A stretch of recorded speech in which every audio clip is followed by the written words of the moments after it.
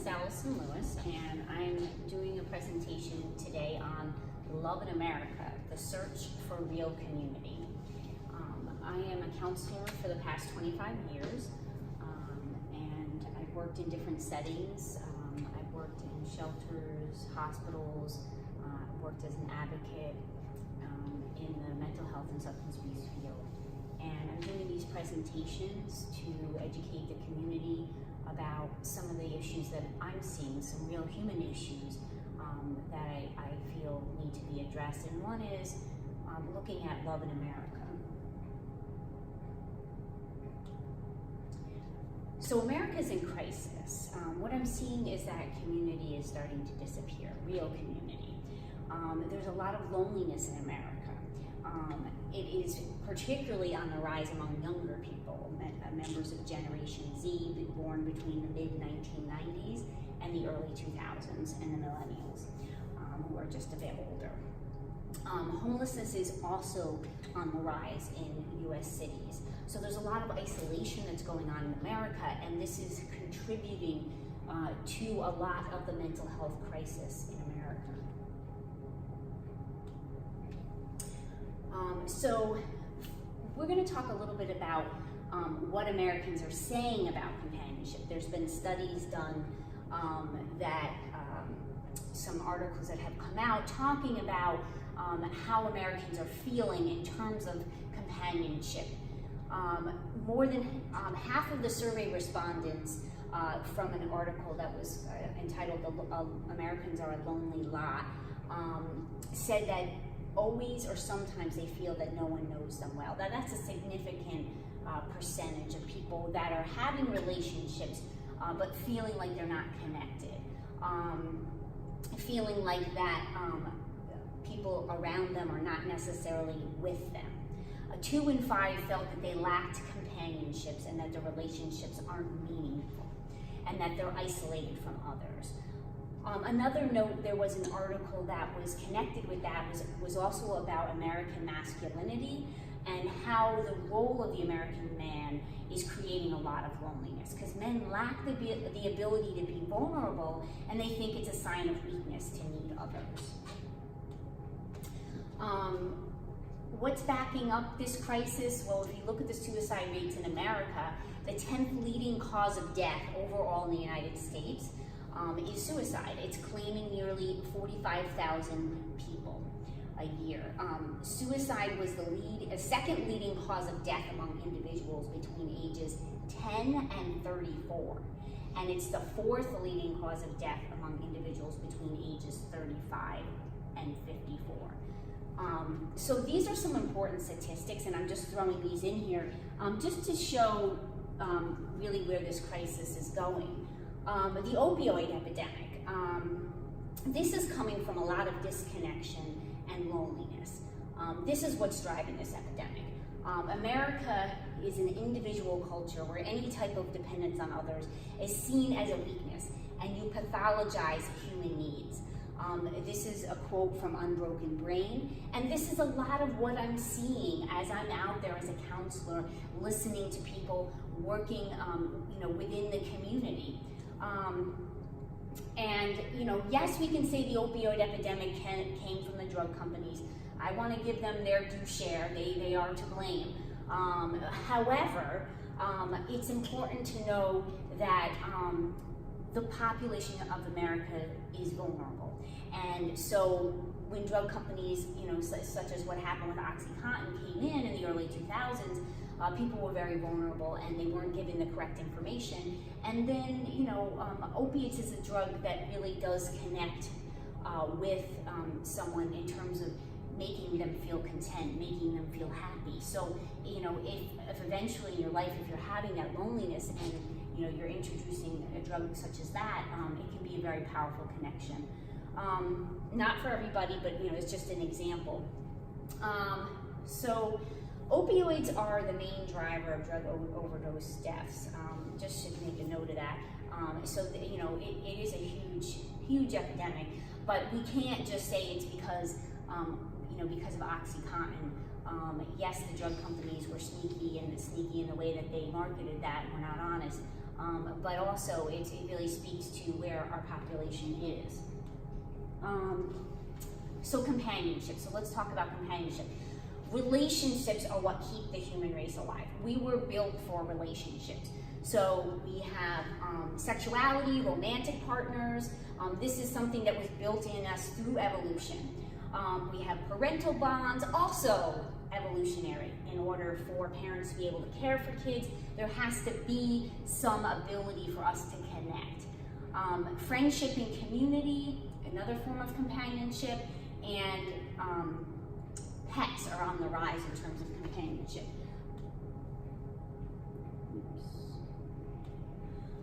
So what kinds of love do we look for? So I've broken it down into different kinds of love.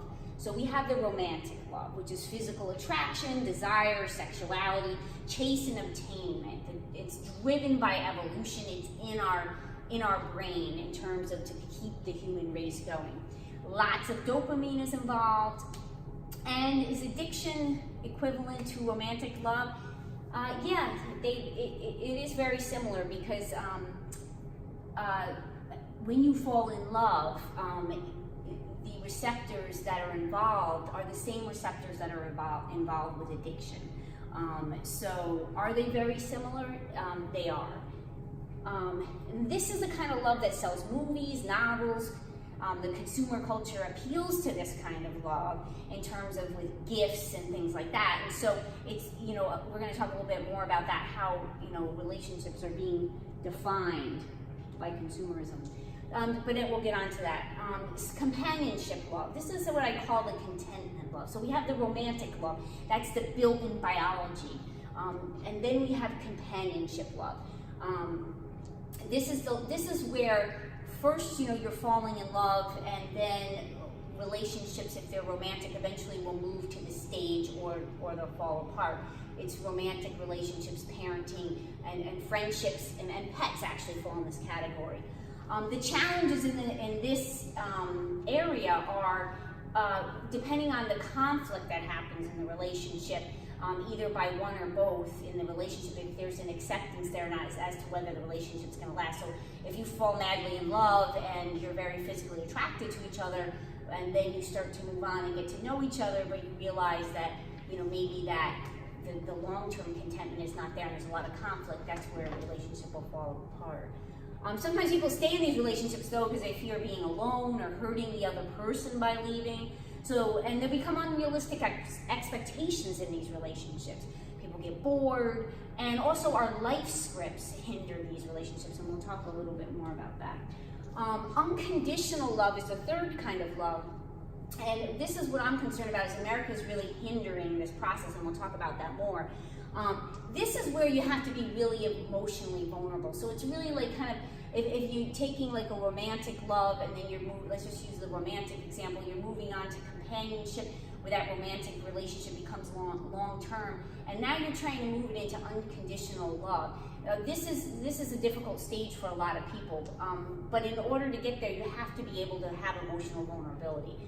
You have to have acceptance, respect, trust. Social and spiritual connections can be hard work. Human relationships are sloppy and risky. It takes a lot. You have to be willing to be vulnerable. And I think what I'm finding is that we're not encouraging this emotional vulnerability in America. And a lot of, because of this, a lot of people are getting isolated. They're not able to get to this stuff. This is important. If you think about even a friendship that you had that was unconditional, a romantic relationship, a friendship, parenting relationships, as the parent and the child age and the child becomes an adult, this is also where this, that could be a very supportive, satisfying relationship. But it's really hard to get to this stage, and we're going to talk a little bit about what I think is hindering that. So let's talk about how do we learn in relationships.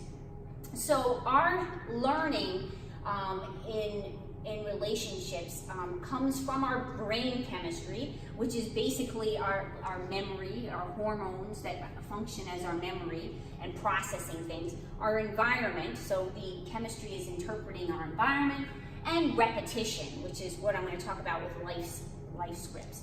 So basically, we have this brain chemistry.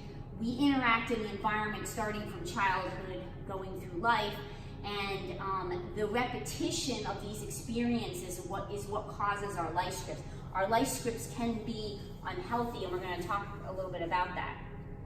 So when I say environment, and I mean total environment, parents, caregivers, school, culture, society, religion, friends, and unfortunately social media, because that is becoming a big part of our environment. So what I'm noticing, and I do a lot of reading on the brain. There's continually new things coming out every day in terms of what we're learning, and I think we still are really only just have a small glimpse into the brain. But what I'm finding is in childhood, into late childhood, and particularly as the brain becomes a teenage brain, this is a significant time in the life of a person, because this is the emergence of the adult brain. And the teenage brain, one thing they have shown is teenage brain is working at high speeds, pruning what it thinks we need.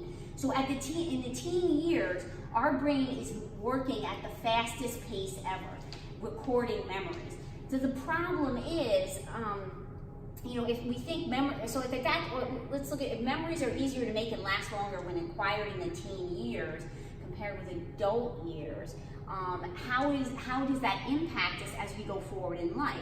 Because sometimes as a teen, okay, we have this adult brain emerging, recording all this information to help us survive, but we're really not emotionally at a point to be able to really know a sense of reality because we haven't really been out in the world yet. So I think what's happening is because the brain is working at such high speeds, it's recording information, sometimes creating these life scripts that are not always effective when we become adults. So basically what they are showing with the neuroscience is that the brain is changing, responding virtually to any stimulation at this age. So here's my theory. The teenage brain, it's learning the tools to survive, and it's molding what our life scripts are in terms of the sentences that we have in our head that we're not always aware of that dictate how we live our life. So if we look back through evolution, when we look at that emergence of the adult brain in the teen years, that was usually when a teenager was expected, way back when, to survive. So as this young adult emerged, they had to be able to survive in the land for food, shelter, water. And so, it was a significant time in the life of that teen, not called a teen back then, but, being seen as, okay, this is this, young adult emerging, and they have to be able to help us and learn to survive on their own. So what I'm finding is in the teen years, oftentimes what happens is we have existing childhood scripts that are either kept and pruned, or you get rid of them. It usually depends on what your life experience as a child, something that was exciting for you, something that was scary for you, something that was traumatic for you. Oftentimes is kind of really imprinted in the brain. And so at this time in the teen years, those scripts are being pruned out or kept, and new ones are being quickly created. And so these scripts are being created for the teens and beyond. I think the problem is nowadays teens are not in this situation where they're learning to survive, but survival has become something different. It's now social media, it's phones, as you see. Here's these people out in a field, out in the environment, but they have their phones, and social media is really is what they're trying to learn to survive. So the surviving has become different over the years. And as these scripts are being created, and especially with social media, I think what's happening is some of these scripts are misleading and being held onto.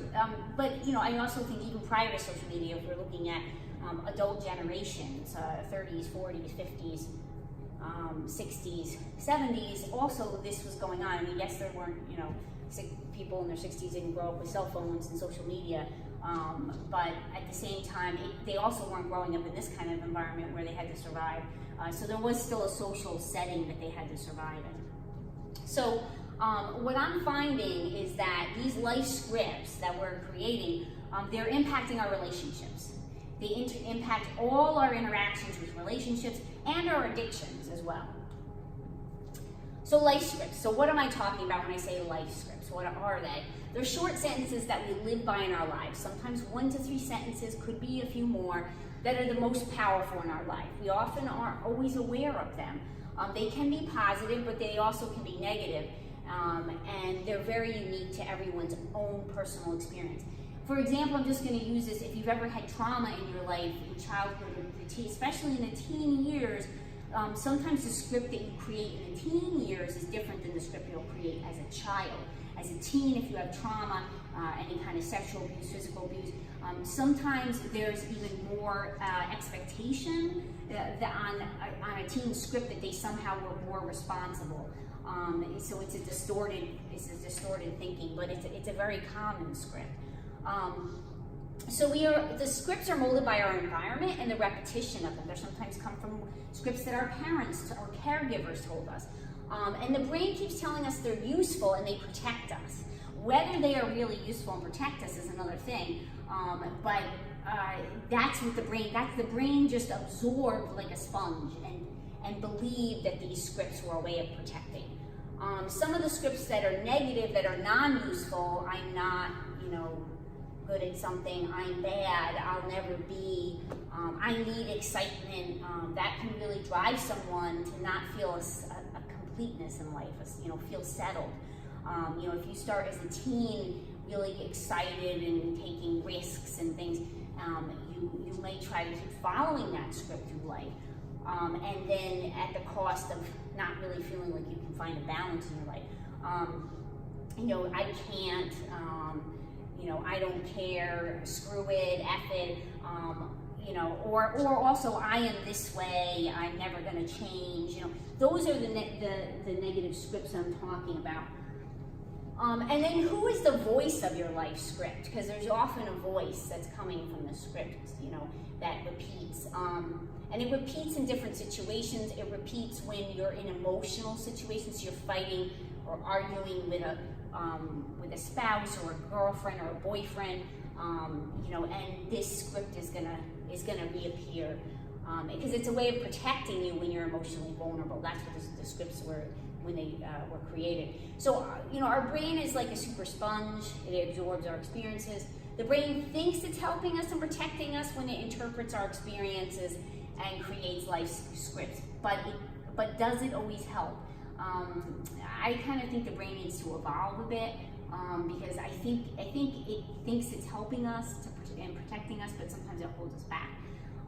And oftentimes, and I'm just kind of putting this in 2 general categories, but often the voice of the script could be like the trickster, which is kind of like our rebel voice, or the Iron Man, who's kind of the conformist, save the day, the hero. Oftentimes we can vacillate back and forth between those, or we have one voice that's stronger, like the trickster, the one that's always kind of, looking to live on the edge, looking for risk, trying to do the daring. And depending on that voice, it can really dictate your life, and it can also kind of screw you up if you don't have a balance with the voices, because you kind of need to have a balance with those. So life scripts, created by how our brain chemistry remembers our environment. So our brain chemistry, and I'm not going to get into detail in this, and there's so much new stuff coming out, like, every week, I think. But basically some of the general stuff we do have is that our brain chemistry, we've got the dopamine and hormones, which is our desire, our motivation. It's through evolution what has been born in us to motivate us. It's really based in our sexual energy, because in order for the human race to go forward, we do have that inborn within us to have that kind of sexual connection. So that is in everyone, but it really encaptures that desire that what motivates me, and that's how we end up with addictions, and that's really why I feel addictions are a human condition because this desire is built within us, and sometimes it gets out of control, it gets out of hand. It kind of depends on our life situation. Serotonin is the contentment, social connection, emotional rewards. So it's kind of just giving you a little summary. These are some of the, the hormones that we all carry with us in different amounts and different combinations. And then there's the stress, fear, memory pathway. And this is the one that protects us, or I say overprotects us. And this is basically based on our experiences, how we might interpret something. So when these are all working together, it's really impacting our life scripts.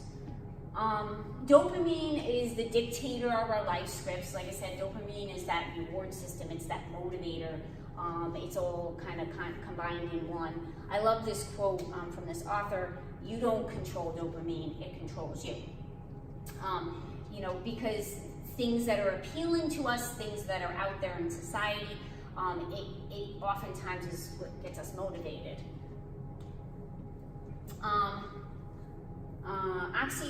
Oxytocin is the love hormone or cuddle chemical.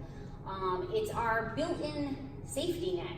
It's critical to our social lives, and it teaches us who is friendly and familiar and who is not.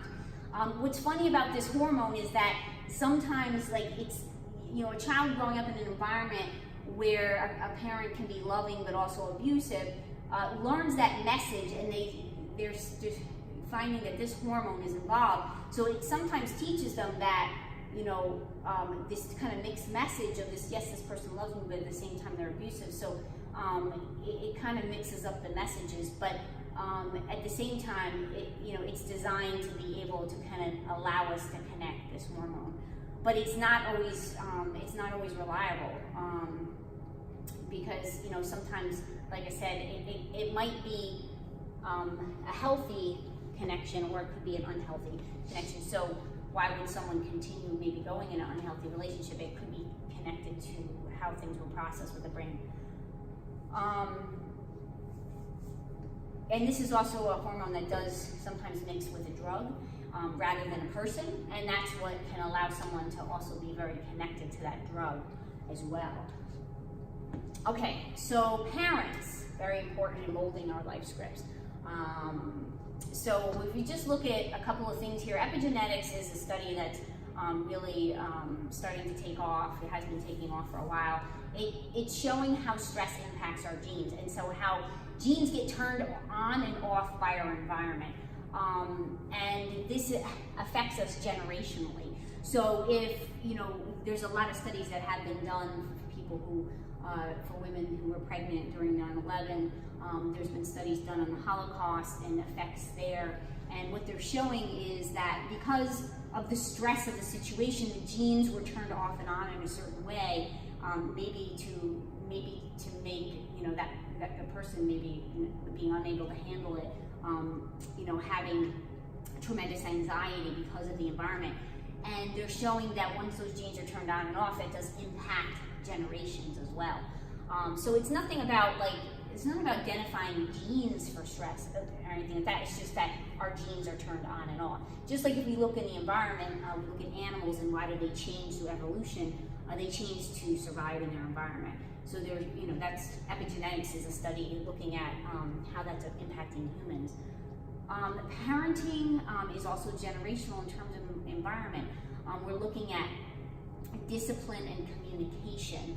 How is a parent disciplining, and how are they communicating? Stress and expectations to raise a successful and healthy child are very much weighing on parents, tremendously. It's putting a lot of pressure on parents in terms of how do I discipline, or I have to have a tough love approach with my child, because that is the only way they're gonna listen or respond. And what I'm finding as a counselor for 25 years is the tough love approach doesn't work. But it's often the one that's the go-to, and the expectation there is that you're not being firm enough parent if you're not using tough love. So that's something I think that's needs to be explored more.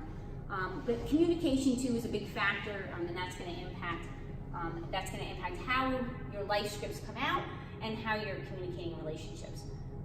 Negative parenting messages. So the use of comparison, I see this a lot. I know I've been prone to as a parent. Oh, well,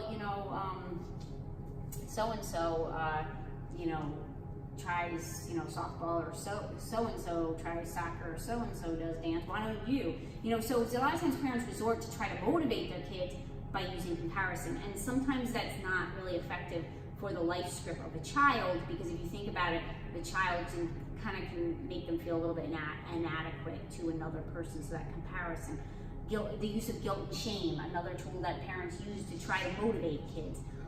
Also, it can be very detrimental to a kid. I'm not blaming parents in any way. I mean, we're all guilty of it. I'm guilty of it. But what I'm starting to examine is that it really doesn't help somebody, and particularly with their life script, because if you're using shame as a motivator to change behavior, oftentimes the child is internalizing that in a life script, and then that's kind of staying with them, like, oh man, I'm such a screw up. I always do this. That can be pretty damaging if that script is in your head and you're kind of carrying that through with you to adulthood. And actually what I really believe too is with parenting, we just need to support parents more. It is such a tough job. We need to not judge parents. We need to help each other, support each other. There's such a fear of failure, a lack of acceptance. Again, the tough love approach. The fear of failure in America, that, my child's not going to succeed and get the American dream, is getting more and more pressure on American parents. American parents are being swayed to have to enroll kids in soccer and baseball camps at young ages in order to feel like their child can compete or keep up.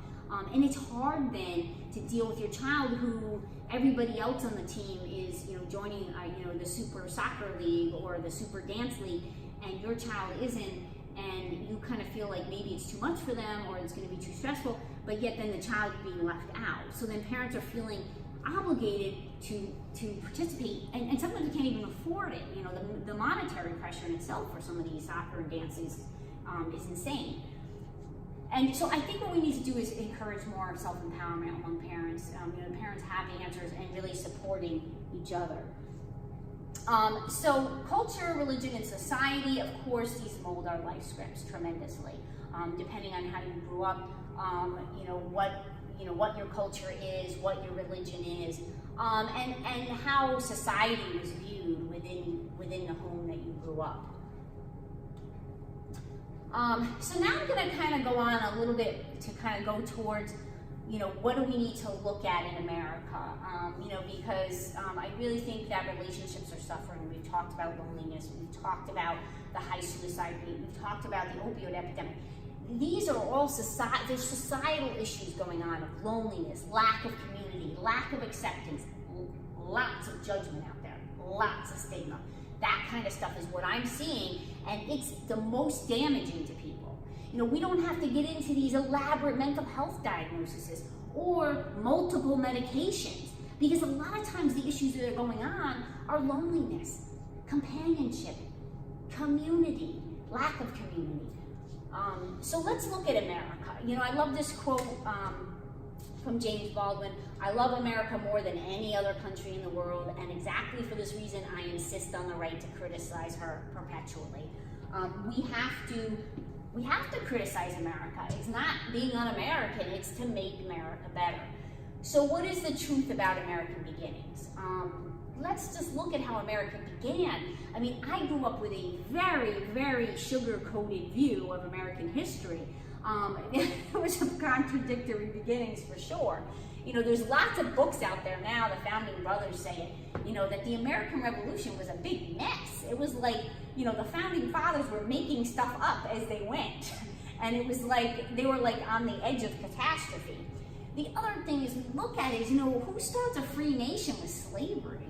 I mean, we gotta look at that. I mean, that's just such a contradictory beginning. So, we kind of, there's a lot of books coming out now too, particularly, since America, a lot of American politics are in crisis, and really kind of looking at this history, that one of the things that makes America, a place that people like to go to is, the fact that America is this, you know, land of opportunity. But we've got to look at the fact that that's really a myth, and that's not real. That's not a reality for everybody. And if we start looking at that, we can start changing that view and maybe try to make it a land of opportunity for everybody. But it really wasn't. I mean, we look at when we began with the American Revolution, and after that, you know, we had slavery in place. That was not a land of opportunity for everybody. So how is America influencing our relationships? So let's get back to talking about this. How is it molding our life scripts? With a heck of a lot of judgment. We buy things we don't need with money we don't have to impress people we don't like. This, I like this quote because it's very much impacting us in terms of how we're living our lives. You know, if you look at all the shows that are popular, they're all about the beautiful house, you know, or, you know, achieving the beautiful, you know, or the perfect job and status and power and money. And a lot of this is very much impacting the mental health of Americans. You know, and, you know, this quote here, when you judge another, you do not define them, you define yourself. You know, because if you're judging others, it's out of the own insecurity of yourself. You know, so these expectations in America, you know, that we have to get the American dream, is driving a lot of the mental health in America. Because even when you get the dream, then the expectation is you have to keep the dream. It doesn't matter how unhappy you are in your job, how miserable you are in your job, you're maintaining that job in order to keep up with all these expectations. If it's, I have kids and I have them in ballet lessons, and I have, you know, kids and they're doing all these soccer camps or whatever it is. And so we're chasing after this in the hopes of getting this, you know, status, you know, or acceptance, and it's really affecting people's mental health. It's leaving people isolated. It's leaving people feeling empty as well. So creating expectations. This is what is happening in America.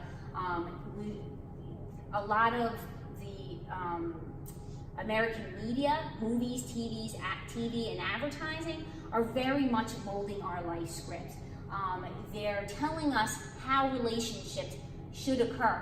So if we look here at this situation with two parents teaching two young kids to ride a bike, this is not most parents' experience with teaching a child how to ride a bike. But yet the expectation is that's how you're supposed to feel. And if you're not feeling that way, well, either there's something wrong with you or there's something wrong with your kid.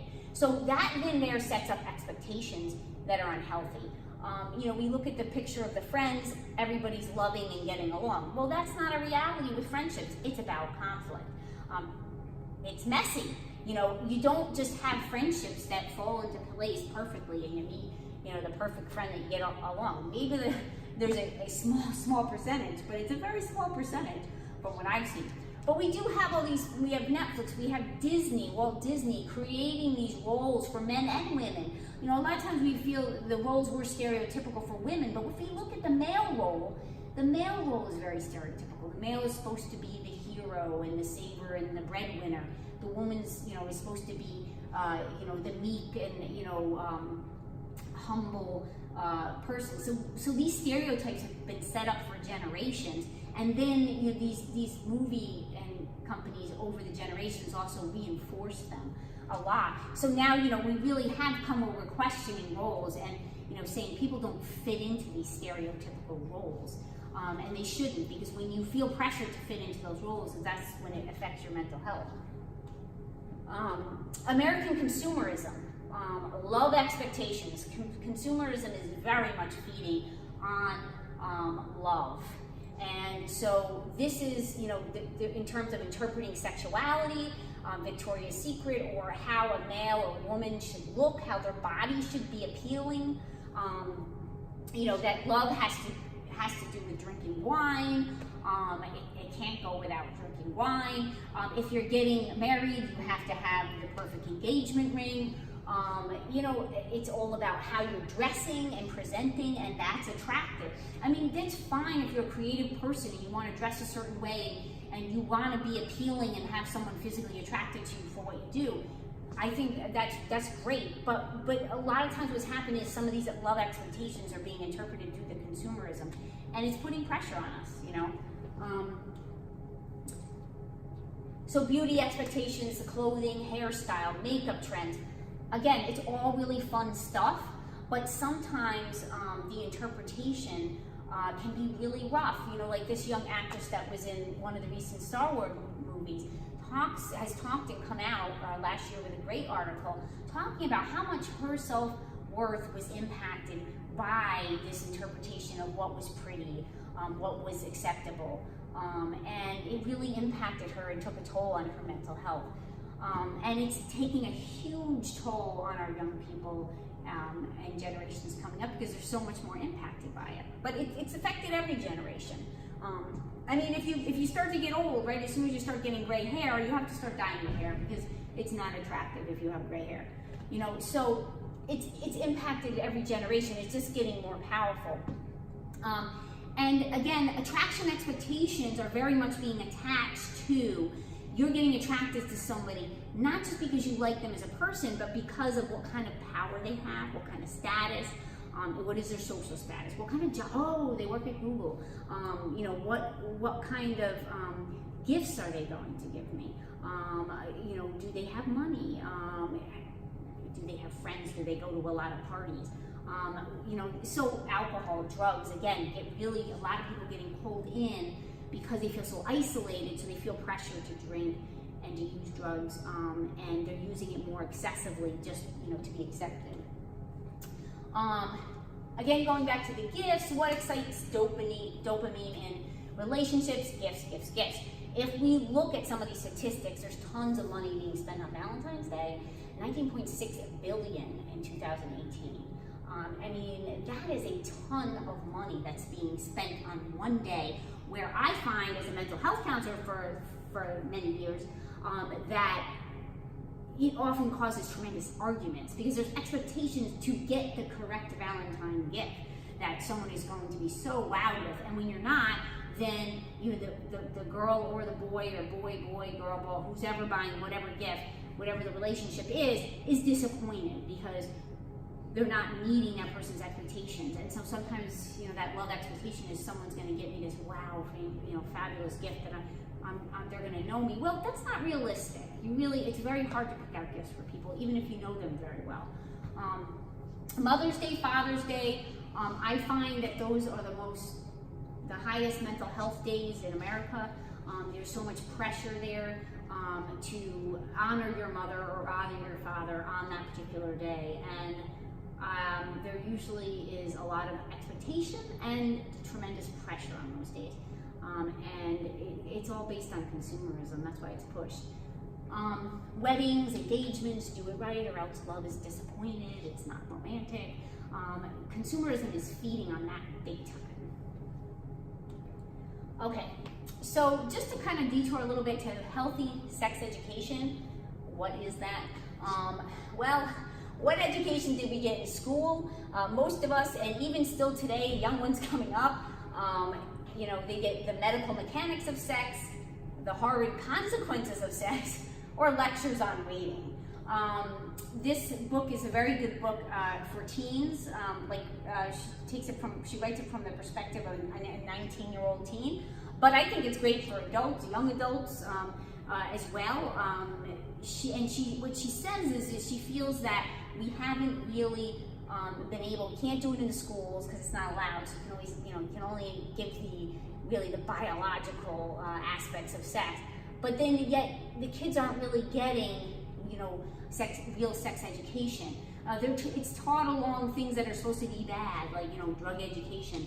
And it's no wonder that, she says that we're all messed up about it. So we really don't have this healthy sex education. It's part of our desire, it's born in us.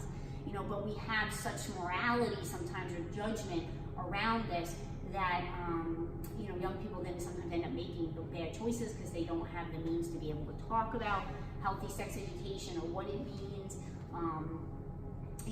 There's a really interesting thing in her book because she talks about, young people too, they start talking about like losing your virginity is like taking off your backpack, and she says, that's not what sex is about. It's not just about, this one thing that gets lost. It's a lot more than that. And, it's a great book. She's been in the field for 30 years as a counselor.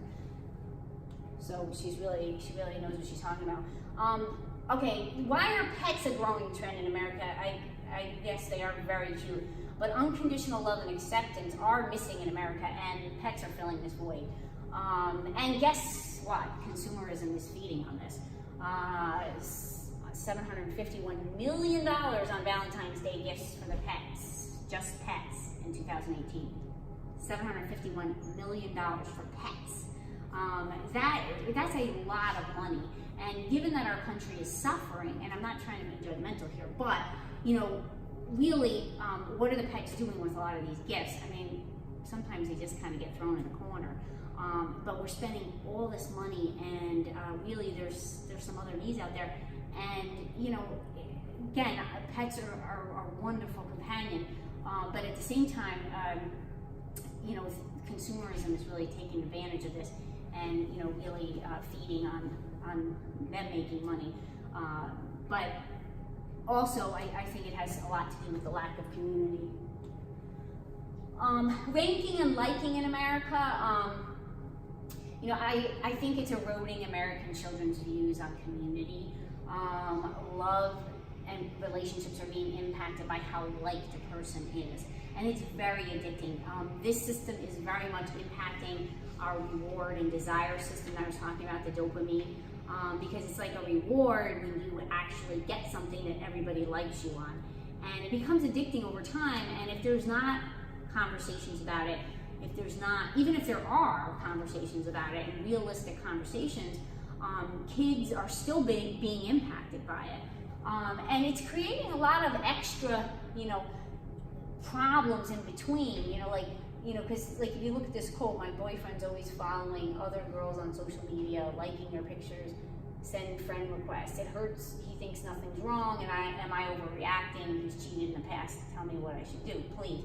You know, so it's also creating all these other dynamics of mistrust, and it's not leading to open communication.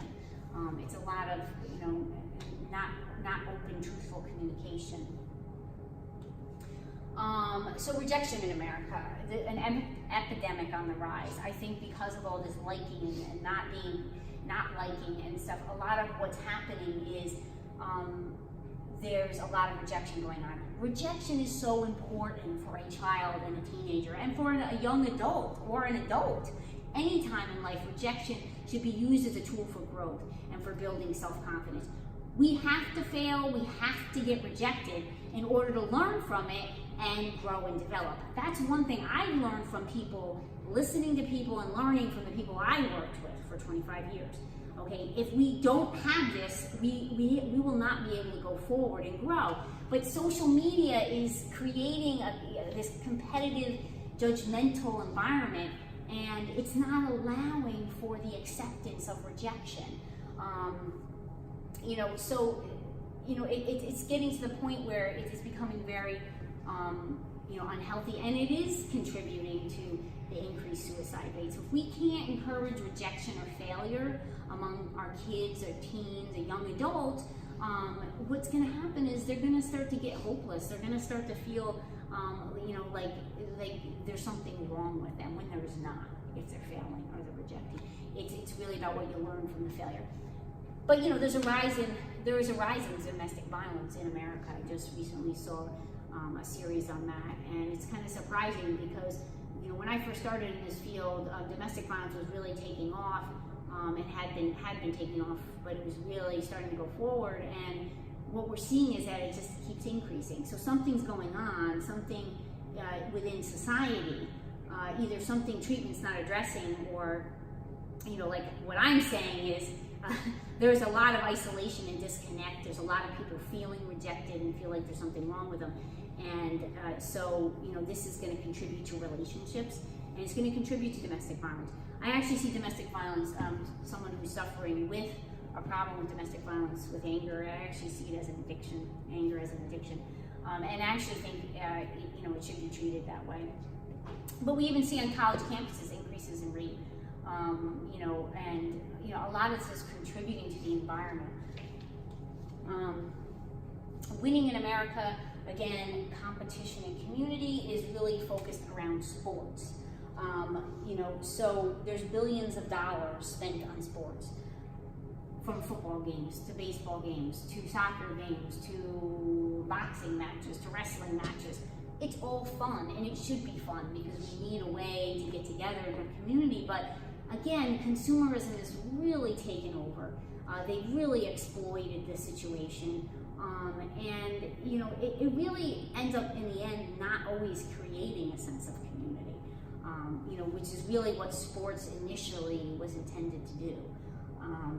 And what players have to do to be able to get in the pros, in basketball or football, is intense. It's intense, and some kids growing up are kind of losing their childhoods, and that's going to impact their life scripts. It's going to impact their relationships when they're just growing up being told they have to win, they have to succeed. The American dream, just kind of going quickly back to that, it's suffocating American community, suffocating community in America, yes.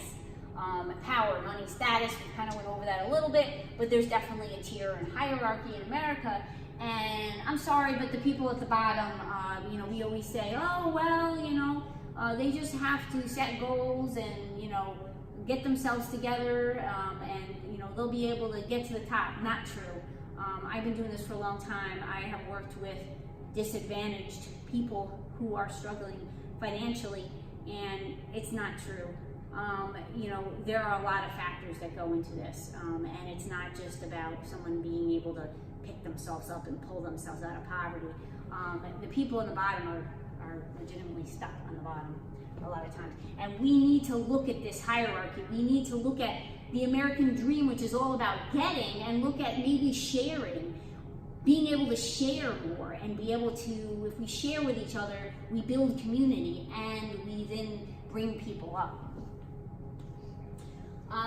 Just a quick note, I was kind of talking about the tough love thing a little bit briefly, but just talking about codependencies and other labels from the 80s and 90s. This author from Unbroken Brain, she is the one that kind of comes out and tackles this issue, which to me was very refreshing, because I was feeling the same way, and kind of being raised as as a young counselor, that enabling, you're enabling in a relationship if someone has addiction or whatever the issue is. And I think that, we have to look at this because, it's not that easy if you're a parent and your child's now an adult and you're trying to figure out what to do and you want to support them, but maybe they have a gambling problem or, they're on drugs. You can't just do the tough, kick them out of the house, don't give them money. It's not that easy. It's a very fine line. You're walking a tightrope as a parent in this situation, and you love your child. You know the child since you raised the child. You know that this child maybe that's on drugs is not who they really are, but it's changing them to someone else. So you can't just say, oh, get out of the house and goodbye. It's not that easy. Relationships are messy. Like I said before, they're sloppy, and sometimes it's not just about saying we're enabling people, because it's really what I find is what gets people better is love. So we can't just shut out our loved ones because they have problems. We can put up boundaries, yes, we can put boundaries up for sure, if we've been stolen from or things have happened, but we can also find ways to adapt, to be able to allow that loved one to still be in your life and to let them know that you care about them. Finding it with a balance that you're comfortable with a boundary you're comfortable, instead of this tough love, oh, you're an enabler, I don't like that word, and I feel like it's really not realistic for human relationships. So how do we create real community? How do we get to the point? I'm talking, just to summarize, I'm talking a lot about, what we're finding in America is there is a lack of real community, meaning a lack of acceptance. There is a lot of judgment. There is a lot of stigma. If we look at somebody with mental health or a drug addiction, it's always like, oh, I can't understand them, and it's not true. Everybody has some kind of challenge. Everybody has some kind of mental health challenge. I'm going to tell you that. That's what I've learned. And there's a book actually that was written by an MIT professor. He took pictures of students suffering with mental health, addictions, different things, and he he did it, and the students participated, some professors and other people associated with MIT, did it in order to say, look, I'm just a real person, and I look like I have it all together, but look what I went through. I think it's so important because we just walk around with these images of who we think the person is on Facebook or Instagram or whoever, but we're all suffering with some kind of challenge, some kind of mental health, because we're all human. And I think we need to reach out and get to know each other more, regardless of self-interest. You know, I don't have to have a best friend who has all the same self-interests as me. We can say hello and support each other in our community with no agenda. You know, redefine even social media agenda. Social media is not a bad technology tool, but how do we redefine that agenda? And we're supporting rejection and failure as a tool for self-growth and acceptance, so important. So what we need to get rid of, we need to subtract judgment, comparison. Comparison is so damaging. So-and-so is doing this, working at this company. Why don't you go do that? That just makes a person feel worse, especially if they're stuck. What I was reading recently, I read a few times, some interesting information that was talking about when the Industrial Revolution came about and we moved out of farms and neighborhoods and communities and went to the city and to get jobs, we had to compete and make ourselves desirable. So a lot of sociologists at the time were concerned and said, this is really going to turn us into an individualistic society where we're going to all be competing against each other in terms of how we look and, you know, how marketable I am. And they were concerned about it back then. And guess what? They were right. Because that has damaged a lot of people in terms of feeling okay with themselves and feeling like sometimes they're just competing, not even really you're competing with a particular person, sometimes you are, but a lot of times it's just that feeling of contentment with yourself, like, am I good enough? Am I desirable enough to get this job, or whatever I'm trying to do in my life? And gossip, it's addicting, okay? Because when you gossip, you feel better, right? Because you sometimes talk, oh, you know, that guy over there, you know, he has it worse than me. So it can kind of be addicting, and it kind of can be rewarding, but it also is very damaging. And we have a lot of unrealistic expectations between the consumer messages, the impact of social media, and the impact of our life scripts. So that's the end of my presentation.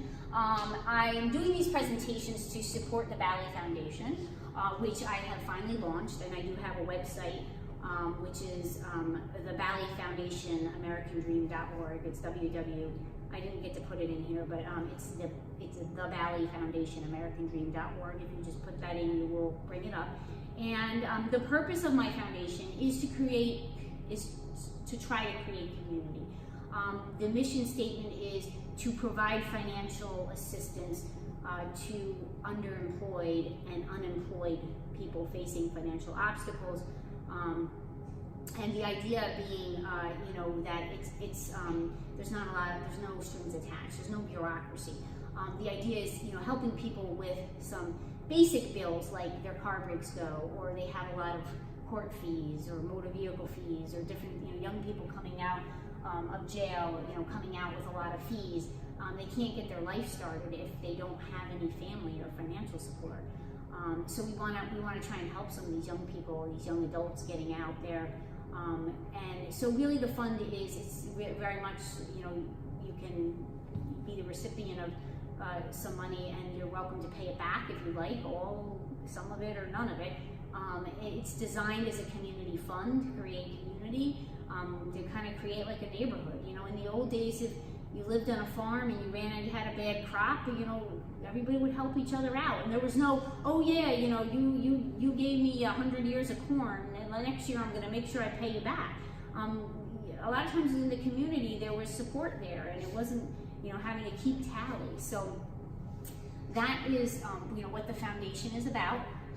And again, if you want more information, do go to that website, www.theBally.Foundation.AmericanDream.org. I'm trying to look at creating a new American dream, one that's about sharing and not getting, that will create community. Thank you very much.